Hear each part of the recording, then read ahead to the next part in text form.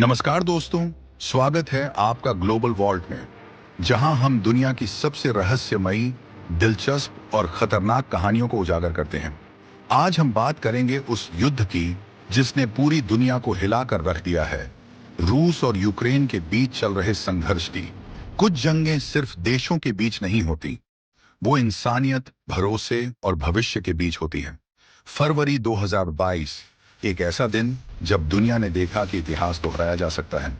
रूस ने यूक्रेन पर हमला किया और एक आधुनिक युद्ध की शुरुआत हुई, जिसकी गूंज आज भी हर कोने में महसूस की जा रही है।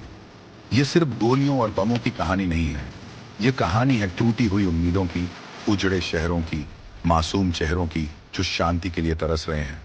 कूटनीति, सैन्य ताकत और जमीनी सच्चाइयों के इस महासंग्राम में आज हम जानेंगे रूस यूक्रेन युद्ध की असली कहानी। क्या यह संघर्ष टल सकता था? क्या यह सिर्फ एक जमीन का झगड़ा है या कुछ और? और आखिर इस युद्ध का अंत क्या होगा? 1917 में जब रूस में बोल्शेविक क्रांति हुई, तब सोवियत संघ बना और यूक्रेन उसका हिस्सा बना। यूक्रेन एक समृद्ध इलाका था, अनाज के भंडार, गहरी संस्कृति और मेहनती लोग। लेकिन सोवियत राज में यूक्रेन को आजादी नहीं मिली। 1932-33 में आया होलोडोमर, एक कृत्रिम अकाल जिसमें लाखों यूक्रेनी भूख से मर गए। यूक्रेन के दिल में सोवियत सत्ता के लिए गुस्सा और डर दोनों घर कर गया। 1991 में सोवियत यूनियन टूट गया। यूक्रेन ने जनमत संग्रह कराया और भारी बहुमत से स्वतंत्रता चुनी। दुनिया ने एक नए राष्ट्र को जन्म लेते देखा, लेकिन रूस ने कभी यूक्रेन को पूरी तरह छोड़ा नहीं। 2004 में यूक्रेन के चुनावों में धांधली के आरोप लगे, जनता सड़कों पर उतरी और हुआ एक बड़ा जन आंदोलन, ऑरेंज क्रांति। यूक्रेन अब रूस से दूर और यूरोप की ओर देख रहा था। यह रूस को पसंद नहीं था, क्योंकि यूक्रेन उसका सामरिक पड़ोसी था, एक बफर जो पश्चिम और रूस के बीच था। 2014 से 2021 तक यूक्रेन का पूर्वी हिस्सा संघर्ष में डूबा रहा। दुनिया ने कई शांति समझौते करवाए, जिनमें मिन्स्क एग्रीमेंट भी शामिल था, लेकिन जमीन पर हालात नहीं बदले। यूक्रेन अब और पश्चिमी हो गया था। उसने नेटो में शामिल होने की इच्छा जताई, और यही बात रूस को सबसे ज्यादा चुभी। 24 फरवरी 2022 को रूस ने अचानक यूक्रेन पर हमला कर दिया। पुतिन ने इसे विशेष सैन्य अभियान कहा, लेकिन असल में यह था पूर्ण युद्ध। रॉकेट, टैंक, बम यूक्रेन के शहरों पर टूट पड़े। लाखों लोगों ने अपने घर छोड़ दिए। यह 21वीं सदी का सबसे बड़ा सैन्य संघर्ष बन गया। 2014 में यूक्रेन में सियासी हलचल अपने चरम पर थी। राष्ट्रपति विक्टर यानुकोविच, जो रूस के करीब माने जाते थे, उन्होंने यूरोपियन यूनियन के साथ होने वाले एक अहम समझौते को अचानक रद्द कर दिया। इस फैसले के बाद यूक्रेन की आवाम भड़क उठी। कीव की गलियों में लाखों लोग उतर आए। ये था यूरो मैदान आंदोलन, एक तहरीक जो यूरोप से जुड़ने की उम्मीद थी। यूक्रेन की हुकूमत गिरी, एहतजाज बढ़ता गया। पुलिस और मुजाहिरीन में झड़पें हुई, दर्जनों लोग मारे गए। फरवरी 2014 में यानुकोविच हुकूमत गिर गई और वो मुल्क छोड़कर भाग निकले। अब यूक्रेन में एक नई अस्थायी हुकूमत कायम हुई, जो रूस के लिए खतरे की घंटी थी, क्योंकि अब यूक्रेन यूरोप और नेटो की तरफ बढ़ रहा था। क्रीमिया यूक्रेन का एक खूबसूरत और अहम इलाका है, ब्लैक सी, बहारे अस्वद के किनारे बसा हुआ, जहां रूस का एक बद्दा समुद्री अड्डा सेवास्तोपोल मौजूद है। यहाँ की ज्यादातर आबादी रूसी जबान बोलती है। रूस को यह एक सुनहरा मौका लगा और उसने चाल चल दी। फरवरी के आखिर में क्रीमिया में हरे लिबास में मुसल्लह लोग नजर आए। ना कोई झंडा, ना कोई पहचान, मगर पूरी ट्रेनिंग और रणनीति के साथ उन्होंने सरकारी इमारतों पर कब्जा करना शुरू किया। एयरपोर्ट्स, पार्लियामेंट और टीवी स्टेशन रूस के कब्जे में चले गए। रूसी सदर पुतिन ने कहा, यह रूसी फौजी नहीं है, मगर दुनिया समझ चुकी थी ये रूस का ही ऑपरेशन है। बिना खून बहाए कब्जा यूक्रेन की फौज वहां मौजूद थी, मगर उन्हें लड़ाई का हुक्म नहीं मिला था। रूस ने बगैर गोली चलाए पूरा क्रीमिया अपने कंट्रोल में ले लिया। 16 मार्च 2014 को वहां एक जनमत संग्रह रेफरेंडम कराया गया, जिसमें दावा किया गया कि 63% अवाम रूस से जुड़ना चाहती है। 18 मार्च को रूस ने ऐलान कर दिया, क्रीमिया अब रूस का हिस्सा है। अमेरिका, यूरोपियन यूनियन, नेटो सबने इस हरकत की शदीद मुजम्मत की। उनका कहना था, यह रेफरेंडम गैर कानूनी है और यूक्रेन की आजादी पर हमला है। पुतिन ने कहा, हमने तो सिर्फ क्रीमिया के लोगों की ख्वाहिश पूरी की है। मगरबी दुनिया ने रूस पर सख्त पाबंदियां लगा दी, मगर रूस ने अपने कदम पीछे नहीं खींचे। क्रीमिया इतना अहम क्यों है? 1.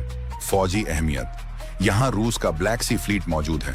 नेटो के करीब जाने का डर था। 2. तारीखी और जज्बाती रिश्ता। रूस क्रीमिया को हमेशा अपना मानता रहा है। 1954 में सोवियत यूनियन ने इसे यूक्रेन को सौंपा था, मगर रूसी अवाम ने इसको कभी नहीं भुलाया। यूक्रेन ने आज तक इस कब्जे को तस्लीम नहीं किया। वो कहता है, क्रीमिया यूक्रेन का था और रहेगा, मगर आज वहां रूसी झंडा लहरा रहा है। रूस ने वहां अपनी फौज और सियासी पकड़ डीडीएच और मजबूत कर दी है। क्रीमिया के बाद रूस की नजर डोनबास के इलाकों डोनेट्स्क और लुहांस्क पर पड़ी, जहां रूसी हिमायती बागियों ने बगावत शुरू कर दी। यहीं से एक लंबी और खूनी जंग की शुरुआत हुई, जो आखिरकार 2022 में खुले जंग में बदल गई। 26 फरवरी 2022 रूस ने अचानक यूक्रेन पर हमला कर दिया। टैंक, मिसाइलें, बम और उसके पीछे छिपी थी दशकों पुरानी अविश्वास की दीवार। ये केवल रूस और यूक्रेन की लड़ाई नहीं थी, ये एक गहरी कूटनीतिक लड़ाई थी जिसमें पश्चिमी देश, विशेषकर नाटो, एक छाया की तरह शामिल थे। नाटो यानी नॉर्थ अटलांटिक ट्रीटी ऑर्गेनाइजेशन 1939 में बना एक सैन्य गठबंधन, जिसमें आज 30 से अधिक देश शामिल हैं। इसका मूल उद्देश्य है सदस्यों की सामूहिक रक्षा, यानी किसी एक देश पर हमला सभी देशों पर हमला माना जाएगा। नेटो का नेतृत्व अमेरिका करता है और इसमें ब्रिटेन, जर्मनी, फ्रांस जैसे शक्तिशाली देश शामिल हैं। सोवियत संघ के टूटने के बाद रूस को उम्मीद थी कि नेटो पूर्व की ओर नहीं बढ़ेगा, मगर 1990 के बाद से नेटो ने धीरे धीरे पूर्वी यूरोप के कई देशों को सदस्य बना लिया, जैसे पोलैंड, रोमानिया, चेक रिपब्लिक और बाल्टिक देश। रूस ने इसे अपने चारों ओर घेरा बनाना समझा, और जब यूक्रेन ने भी नेटो में शामिल होने की इच्छा जताई, पुतिन ने इसे रेड लाइन मान लिया। अमेरिका और यूरोपीय यूनियन ने यूक्रेन को सीधे नेटो में नहीं लिया, मगर लगातार आर्थिक मदद, सैन्य प्रशिक्षण और हथियारों की आपूर्ति करते रहे। उनका कहना था, हम यूक्रेन की संप्रभुता का समर्थन करते हैं, मगर रूस को यह सब प्रॉक्सी प्रेपरेशन लगा। उसे लगा कि पश्चिम यूक्रेन को अपना मोहरा बना रहा है। जैसे ही रूस ने हमला किया, नेटो ने तुरंत जवाबी कदम उठाए। हालांकि वे सीधे युद्ध में नहीं उतरे, हथियार और सैन्य उपकरण भेजे गए। अमेरिका ने हजारों करोड़ डॉलर के हथियार दिए। ब्रिटेन, पोलैंड, जर्मनी ने भी टैंक, मिसाइल सिस्टम और ड्रोन भेजे। आर्थिक पाबंदियां, सैंक्शंस लगाई गईं। रूस के बैंकों को स्विफ्ट सिस्टम से बाहर किया गया। तेल गैस के आयात पर रोक लगाने की कोशिशें हुईं। नेटो की सीमाओं पर सेना तैनात की गई। पोलैंड, लातविया, लिथुआनिया में नेटो ने फौजी संख्या बढ़ा दी। इससे रूस को और उकसावे का एहसास हुआ। नेटो ने खुलकर युद्ध में नहीं कूदा।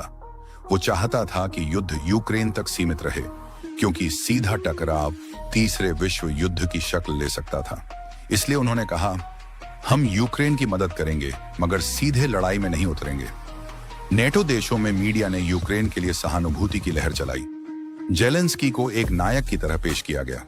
सोशल मीडिया पर भी in stand with Ukraine trend हुआ। पश्चिमी जनता युद्ध के खिलाफ थी, मगर रूस के भी खिलाफ। इसने सरकारों पर दबाव बनाया कि वे यूक्रेन को मदद दें। रूस ने बार बार कहा, पश्चिम यूक्रेन को हथियार बनाकर रूस को अस्थिर करना चाहता है। पुतिन ने नेटो को चेतावनी दी, अगर तुमने यूक्रेन में सैनिक भेजे तो अंजाम परमाणु युद्ध भी हो सकता है। यह चेतावनी केवल बयान नहीं, बल्कि रणनीति थी। भारत ने तटस्थता बनाए रखी। उसने न तो रूस की निंदा की और न ही नेटो का समर्थन किया। दूसरे कई देशों जैसे चीन, ब्राजील, टर्की ने भी बैलेंसिंग डिप्लोमेसी अपनाई। 2022 में शुरू हुआ रूस यूक्रेन युद्ध अब अपने तीसरे साल में पहुंच चुका था। दुनिया को उम्मीद थी कि यह युद्ध खत्म हो जाएगा, लेकिन 2024 की शुरुआत के साथ ही एक नया आक्रमण सामने आया, जिसने फिर से वैश्विक हालात हिला दिए। इस बार युद्ध और भी तेज और भी विनाशकारी साबित हुआ। 2022 रूस ने यूक्रेन पर पूर्ण पैमाने पर हमला किया। कीव, खार्किव, मारियुपोल जैसे शहर युद्ध का मैदान बने। 2023 यूक्रेन ने पश्चिमी मदद से जवाबी हमला किया, खासकर दक्षिण में। परिणाम, हजारों नागरिकों की जानें गईं, लाखों शरणार्थी बने और एक ठहराव की स्थिति आ गई। मगर यह ठहराव शांति नहीं था। यह था एक खामोश तूफान से पहले का सन्नाटा। जनवरी 2024 में रूस ने पूर्वी यूक्रेन में बड़े स्तर पर सैन्य जमावड़ा शुरू किया। सैटेलाइट तस्वीरों में देखा गया कि बेलारूस सीमा पर भी रूसी टैंक और मिसाइलें तैनात हैं। 24 फरवरी 2024, सही 2 साल बाद, रूस ने एक और पूर्ण आक्रमण शुरू किया। इस बार निशाना थे ओडेसा, काला सागर का अहम बंदरगाह झापोरिज्जिया, जहां यूक्रेन का परमाणु संयंत्र है, खार्किव और स्लोवियांस्क, पूर्वी यूक्रेन के औद्योगिक इलाके, हाइपरसोनिक मिसाइलें, ड्रोन और लंबी दूरी के बम गिराए गए।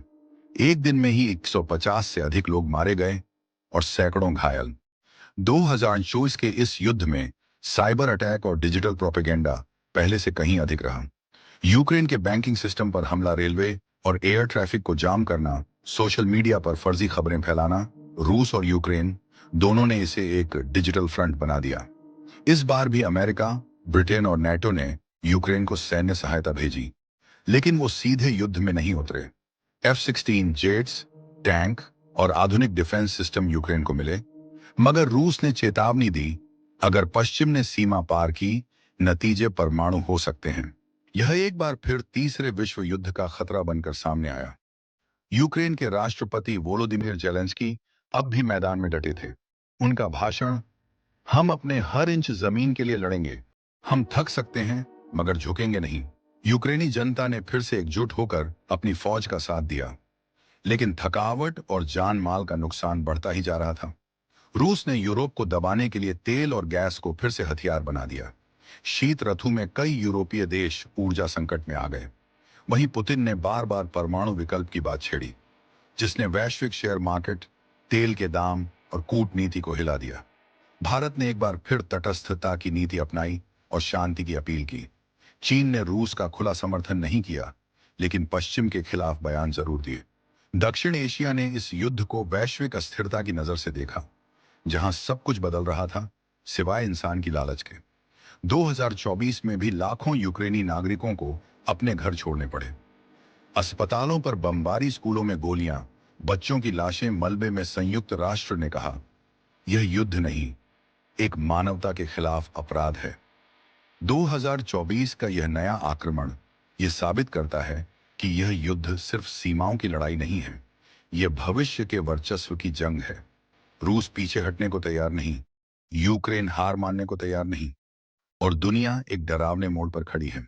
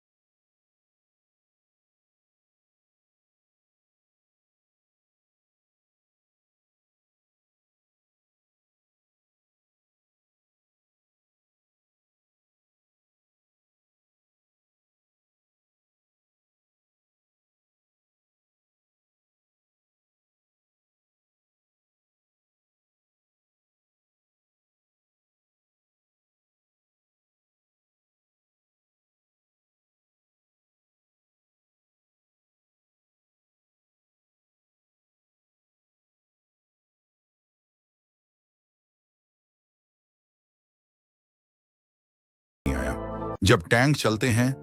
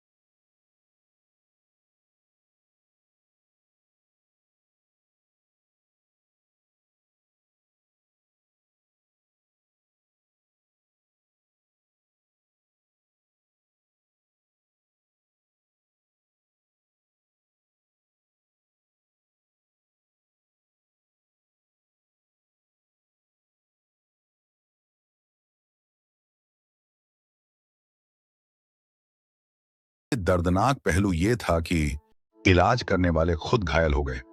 यूक्रेन की महिलाएं इस युद्ध की नायिकाएं हैं, लेकिन सबसे पीड़ित भी।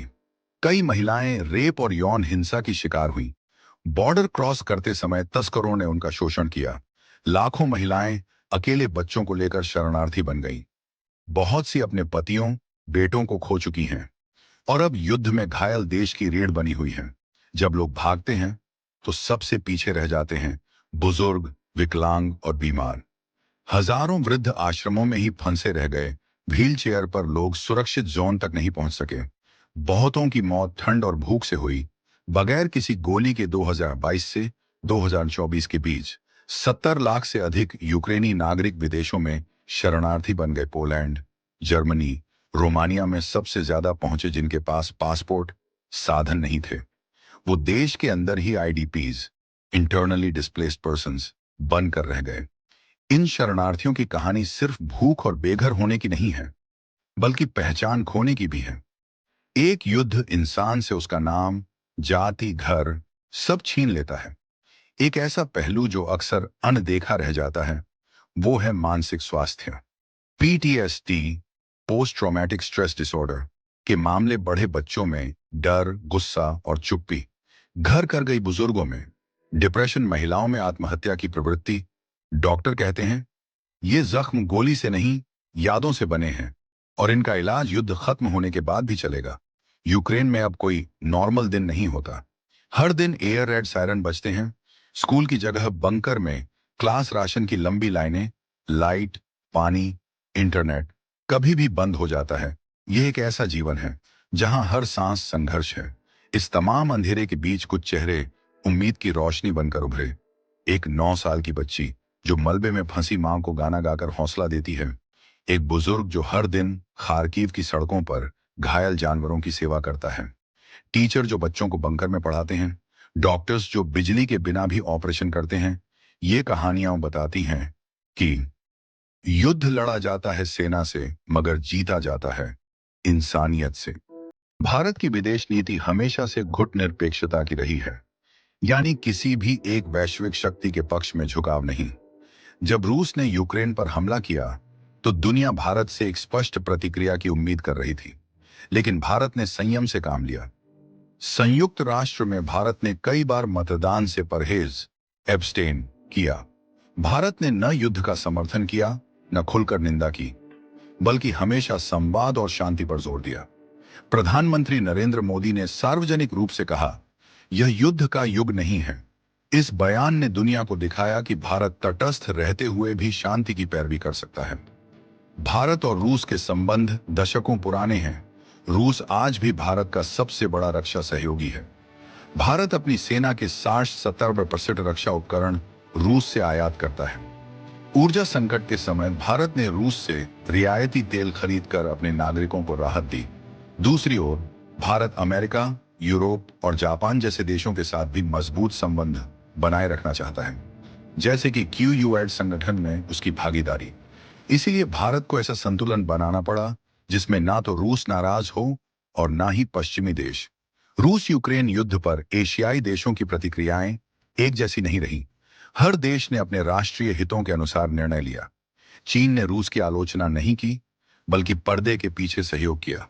चीन और रूस की साझेदारी नो लिमिट्स पार्टनरशिप कहलाती है। पर चीन ने सीधे युद्ध में हस्तक्षेप नहीं किया, क्योंकि वह भी वैश्विक छवि को लेकर चिंतित है। जापान और कोरिया ने अमेरिका और नाटो का खुला समर्थन किया, रूस पर आर्थिक प्रतिबंधों में भाग लिया। बांग्लादेश, नेपाल, श्रीलंका और पाकिस्तान ने कोई विशेष रुख नहीं अपनाया। कुछ देशों ने भारत के समान ही तटस्थता अपनाई। भारत और कई एशियाई देशों ने इस युद्ध को एक आर्थिक अवसर की तरह भी देखा। भारत ने रूस से डिस्काउंटेड ऑयल, रियायती तेल खरीद कर ऊर्जा संकट से राहत पाई। रुपया रूबल व्यापार जैसे वैकल्पिक भुगतान प्रणाली पर काम किया गया, जिससे डॉलर पर निर्भरता कम हो। रक्षा सहयोग, रूस से एस-400 मिसाइल सिस्टम जैसे रक्षा उपकरण भारत को मिले। भारत ने इस दौरान दुनिया को दिखाया कि वह अपनी रणनीतिक स्वायत्तता, स्ट्रेटेजिक ऑटोनॉमी को बनाए रख सकता है, चाहे वैश्विक दबाव कितना भी हो। कुछ लोगों ने भारत और अन्य एशियाई देशों की तटस्थता पर सवाल उठाए। क्या किसी आक्रमणकारी देश की आलोचना करना अनैतिक है? क्या तटस्थ रहना अन्याय को सहना नहीं है? इन सवालों का उत्तर सीधा नहीं है।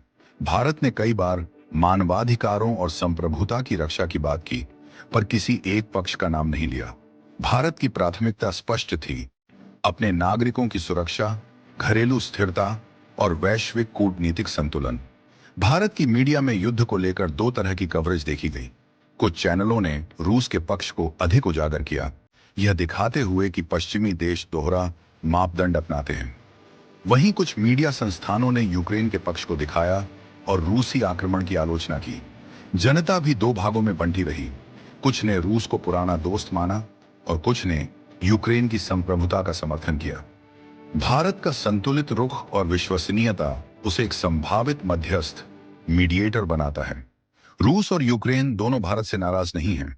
पश्चिमी देश भी भारत को एक विश्वसनीय लोकतांत्रिक भागीदार मानते हैं। क्या भविष्य में भारत शांति वार्ता की मेज पर दोनों देशों को बैठा सकता है? यह एक ऐसा सवाल है जो भारत की विदेश नीति की अगली परीक्षा हो सकता है। रूस यूक्रेन युद्ध ने यह भी दिखाया कि एशिया अब सिर्फ एक दर्शक नहीं, बल्कि वैश्विक कूटनीति का निर्णायक हिस्सा बन रहा है। पश्चिमी देशों को अब यह समझना होगा कि एशिया अपने हिसाब से निर्णय करेगा, दबाव में नहीं। भारत, चीन, सऊदी अरब, इंडोनेशिया, ये सब अब नए शक्ति केंद्र, पावर सेंटर्स बन चुके हैं। अगर हालात ऐसे ही बने रहे तो युद्ध कई सालों तक चल सकता है। दोनों पक्षों की थकावट बढ़ेगी, लाखों लोगों की जानें और बर्बादी होती रहेगी। वैश्विक आर्थिक मंदी और ऊर्जा संकट गहरा सकता है। कुछ क्षेत्रों पर रूस का कब्जा बना रह सकता है और बाकी यूक्रेन को सौंपा जा सकता है। यह एक अस्थायी शांति ला सकता है, पर भविष्य में फिर तनाव उठ सकता है। अगर कोई बड़ी घटना होती है, जैसे पोलैंड या बाल्टिक देशों पर हमला, तो नेटो सीधे युद्ध में कूद सकता है। इससे तीसरे विश्व युद्ध की संभावना बन सकती है। परमाणु हथियारों के उपयोग का खतरा बढ़ सकता है। अगर रूस में शासन परिवर्तन होता है तो शायद युद्ध की दिशा ही बदल जाए। पुतिन के हटने से एक नया नेतृत्व बातचीत को तरजीह दे सकता है। अगर पश्चिमी मदद से यूक्रेन रूस को पीछे धकेलता है तो यह रूस के लिए बड़ी हार होगी। रूस बदले में चरम कदम भी उठा सकता है। गैस और तेल की कीमतें दुनिया भर में प्रभावित हो रही हैं। खाद्यान्न संकट अफ्रीका और एशिया में भूख बढ़ा सकता है। रूस और पश्चिम के बीच नए शीत युद्ध की स्थिति बन रही है। अमेरिका चीन संबंधों पर भी इसका असर हो रहा है। दुनिया भर में हथियारों की दौड़ तेज हो रही है।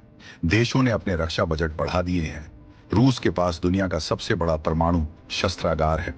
कई बार पुतिन ने अप्रत्यक्ष रूप से परमाणु हथियारों के उपयोग की चेतावनी दी है। अगर युद्ध रूस की हार की ओर गया तो टैक्टिकल न्यूक्लियर वेपन का इस्तेमाल एक विकल्प बन सकता है। पहला विश्व युद्ध एक छोटे से टकराव से शुरू हुआ था, पर पूरी दुनिया उसमें खींच गई। दूसरा विश्व युद्ध भी एक तानाशाही और क्षेत्रीय विस्तार की लालसा से भड़का था। क्या हम तीसरे युद्ध की ओर बढ़ रहे हैं, या क्या हम समय रहते चेत जाएंगे? रूस यूक्रेन युद्ध सिर्फ दो देशों का मामला नहीं रह गया है। यह अब पूरे विश्व की दिशा तय करने वाला मोड़ बन चुका है। अगर युद्ध जल्द नहीं रुका तो इसका असर पीढ़ियों तक रहेगा। अगर परमाणु हथियार चले तो यह इतिहास की सबसे बड़ी त्रासदी बन सकती है। तो दोस्तों, ये थी रूस और यूक्रेन युद्ध पर हमारी खास डॉक्यूमेंट्री। एक ऐसा संघर्ष जो आज पूरी दुनिया के भविष्य को प्रभावित कर रहा है। अगर आपको यह जानकारी पूर्ण और सोचने पर मजबूर करने वाली लगी हो तो वीडियो को लाइक जरूर कीजिए, अपने दोस्तों और परिवार के साथ शेयर कीजिए, ताकि ज्यादा से ज्यादा लोग इस गंभीर मुद्दे को समझ सकें। हमारे चैनल को सब्सक्राइब करना न भूलें, क्योंकि हम लाते हैं ऐसे ही गहराई से रिसर्च किए हुए डॉक्यूमेंट्री वीडियो जो सिर्फ खबर नहीं, समझ भी देते हैं। और हाँ, कमेंट में जरूर बताइए कि आप इस युद्ध के भविष्य को कैसे देखते हैं। क्या होगा इसका अंत? आपकी राय हमारे लिए महत्वपूर्ण है। धन्यवाद और मिलते हैं अगली डॉक्यूमेंट्री में।